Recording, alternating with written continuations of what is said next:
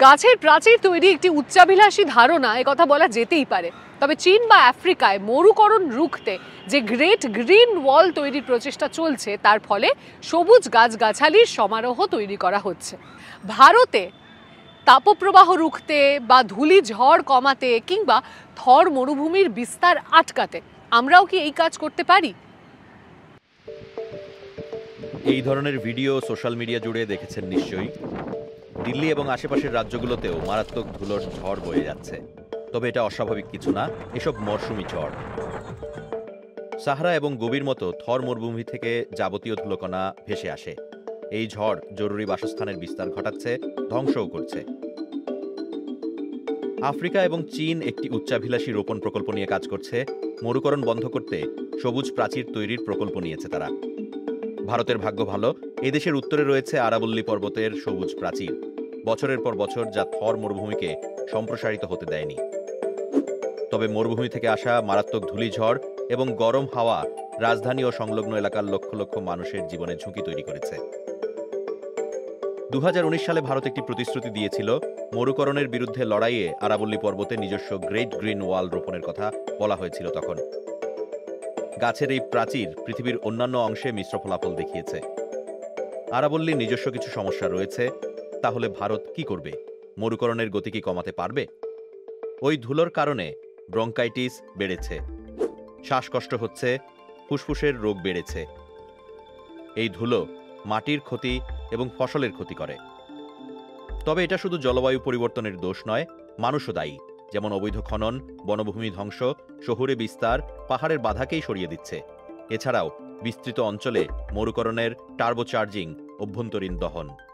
The mining is happening to such a big extent that hill after hill is being razed to the ground. There are millions and millions of people living here. Without the Aravallis, the desert is going to completely engulf entire northwest India. কিন্তু উত্তর ভারতে নির্মাণের পরিমাণ বেড়ে যাওয়ায় সেই উপকরণের ব্যাপক চাহিদা রয়েছে। ভারতের সুপ্রিম কোর্ট 2002, 2009 এবং 2018 সালে আরাবল্লীর খনির উপর নিষেধাজ্ঞা জারি করেছিল। কিন্তু এই প্রাচীন পর্বতের ধ্বংসযজ্ঞ অব্যাহত, এর হার উদ্বেগজনক। 2018 সালের একটি সরকারি সমীক্ষা জানিয়েছে, রাজস্থানের আরাবল্লী পাহাড়ের অন্তত 20% ইতিমধ্যে খননের কারণে হারিয়ে গিয়েছে। গুরুত্বপূর্ণ ভূগর্ভস্থ জল ব্যবস্থা ব্যাহত হয়েছে এবং অনেক নদী সম্পূর্ণ অদৃশ্য হয়ে গিয়েছে। আরাবল্লীর প্রাচীন বনও সমস্যায় পড়েছে। বিজ্ঞানীরা গণনা করেছেন, 1975 সাল থেকে 1000 বর্গ কিলোমিটারের বেশি গাছ কাটা হয়েছে। সেগুলো আবাসন এবং কৃষি জমি দিয়ে প্রতিস্থাপিত হয়েছে। আর বেআইনিভাবে বনভূমি ধ্বংসের কারণে প্রায় 6000 বর্গ কিলোমিটার গাছের আচ্ছাদন নষ্ট হয়েছে। এটি 3,80,000 ক্রিকেট পিচের সমান। 2019 সালে বিশাল ধুলোঝড়ের পরে সরকার সমাধানের প্রস্তাব দেয়। ভারতের পরিবেশ, বন ও জলবায়ু পরিবর্তন মন্ত্রক আরাবল্লী অঞ্চলে 15 লাখ হেক্টর ক্ষয়প্রাপ্ত জমি পুনরুদ্ধার করতে, থর মরুভূমির বিস্তার বন্ধ করতে 1400 কিলোমিটার দীর্ঘ এবং 5 কিলোমিটার চওড়া গ্রেট গ্রিন ওয়াল তৈরি করার কথা জানায়। প্রাচীরটি গুজরাট, রাজস্থান, হরিয়ানা ও দিল্লির মধ্য দিয়ে যাবে। কিন্তু গ্রেট গ্রিন ওয়াল নির্মাণের আসল মানে কি? 2007 সালে আফ্রিকান ইউনিয়ন সাহেল মরুভূমি অঞ্চলে সবুজায়নে সেখানকার বাসিন্দাদের জন্য জীবিকা নির্বাহের উপায় হিসেবে এই প্রস্তাব করে। মূল গাছ প্রাচীর প্রকল্পটি পশ্চিমের সেনেগাল থেকে পূর্বে জিবুতি পর্যন্ত প্রসারিত। এটা 13টা দেশের মধ্য দিয়ে গিয়েছে।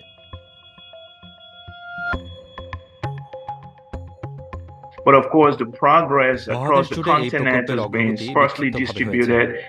Some countries have done much more than other countries, and it's not just the idea of planting trees, because you could go out and plant trees, but what's really important is sustainability. How do you ensure that these things grow to maturity?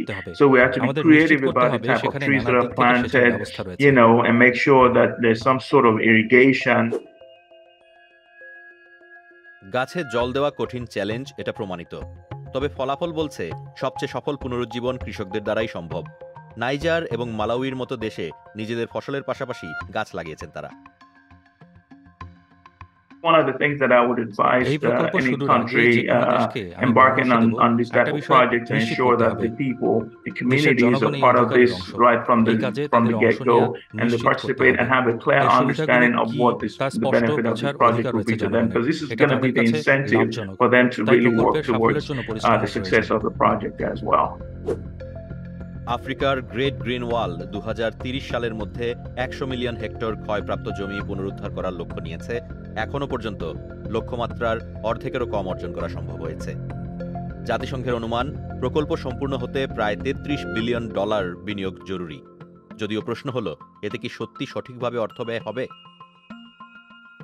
Great green walls around the world, and particularly the ones in Saharan West Africa, Algeria, চীনের যে and great green China wall that have রয়েছে recently তা নিয়ে been গভীরভাবে reviewed in পর্যালোচনা depth করা do not হচ্ছে। have a good track তাদের record track at all. Record But মোটেও if ভালো নয়। desertification, কিন্তু যদি মরুকরণ, শুষ্ককরণের মতো বিষয়গুলো drying, ঘটতে থাকে, things like this তবে are তা মূলত happening, they're বিশ্বব্যাপী happening জলবায়ু primarily পরিবর্তনের কারণে ঘটছে। because of global গাছ climate change মরুভূমির patterns. অগ্রগতি And থামাতে the চেষ্টা idea করলেও that জলধারণের বিষয়টা trees একেবারে are going to stop আলাদা। a desert advancing simply doesn't hold water. চীন 44 বছর আগে গ্রেট গ্রিন ওয়াল রোপণ করা শুরু করেছে, যা 3 নর্থ শেল্টার বেল্ট প্রকল্প নামে পরিচিত। এরপর থেকে সরকার বৃক্ষরোপণে কোটি কোটি টাকা ব্যয় করেছে। 2050 সালের মধ্যে ফ্রান্স এবং ইটালি, এই দুই দেশের মিলিত আকারের বিশাল এক বন করিডোর তৈরির পরিকল্পনা নেওয়া হয়েছে। তবে অনেক কাজ করতে হবে। সত্যি কি এটা সম্ভব? China চীন is quite অন্যান্য different দিক from these থেকে other বেশ আলাদা। cases. প্রাথমিক And the পার্থক্য primary হলো difference চীনের is সরকার যেভাবে কাজ করে just the R way China চীনে is যেভাবে governed প্রশাসন and the চলে way the সেটা। Chinese government gets things done. তাহলে ভারত কি গ্রেট গ্রিন ওয়াল নির্মাণ করতে পারবে? 2023 সালের মার্চ মাসে আনুষ্ঠানিকভাবে এই উদ্যোগ চালু করা হয়, কিন্তু তারপর থেকে এখনো পর্যন্ত কোনো গাছ রোপণ করা হয়নি। পরিবেশ, বন ও জলবায়ু মন্ত্রক বলছে তারা এখনো রাজ্যগুলোর পরিকল্পনা অনুসারে প্রস্তুতি নিচ্ছে এবং ঝুঁকিপূর্ণ হটস্পটগুলো চিহ্নিত করছে। তবে এ নিয়ে কেন্দ্রীয় মন্ত্রকের কেউ সাক্ষাৎকার দিতে রাজি হননি। স্থানীয় সম্প্রদায়গুলো সরকারের এই নিষ্ক্রিয়তার প্রতিক্রিয়া জানিয়েছে। We decided that we're going to plant only local species. We got an expert on hand. We reached out to experts who knew about what it means to take on an Aravali forest. IM গুরগাঁওয়ের প্রথম প্রকল্পে পুরনো একটি খনি এলাকাকে আরাবল্লী জীববৈচিত্র্য পার্কে রূপান্তরিত করেছে। দলটি আরাবল্লী বন থেকে বীজ সংগ্রহ করে শত শত দেশীয় উদ্ভিদ ও গাছের প্রজাতিকে পুনর্গঠন করে চলেছে।